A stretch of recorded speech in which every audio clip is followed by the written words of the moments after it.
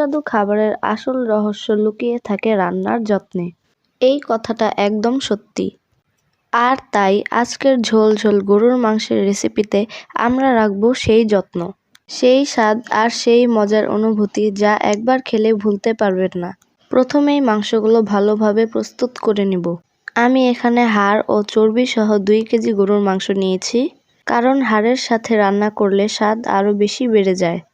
মাংসে বড় করে কাটা পেঁয়াজ কুচি দেব, যাতে এটি রান্নার সময় মিশে গিয়ে মাংসের সঙ্গে এক অনন্য স্বাদ তৈরি করে।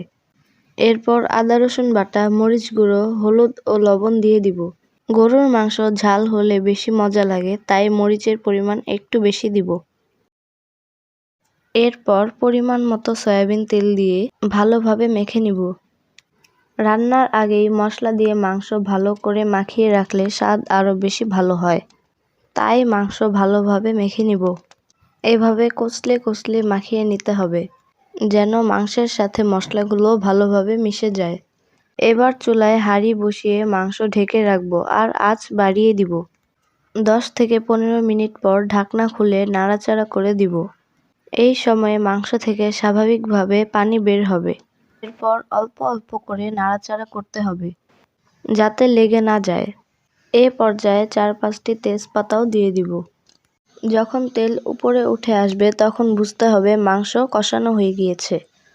এই পর্যায়ে খুব সুন্দর স্মেল বের হয়ে আসবে। এবার পরিমাণ মতো পানি দিব। পানির পরিমাণটা একটু বেশিই দিব, কারণ আমি ঝোল ঝোল করে রান্না করব। পানি দেওয়া হয়ে গেলে ভালোভাবে নেড়ে 30 মিনিটের জন্য ঢেকে দিব এবং চুলার আঁচ বাড়িয়ে দিব। 30 মিনিটের মধ্যেই মাংস সিদ্ধ হয়ে যাবে। এর মাঝেও আমি 2-1 বার নেড়ে দিয়েছিলাম।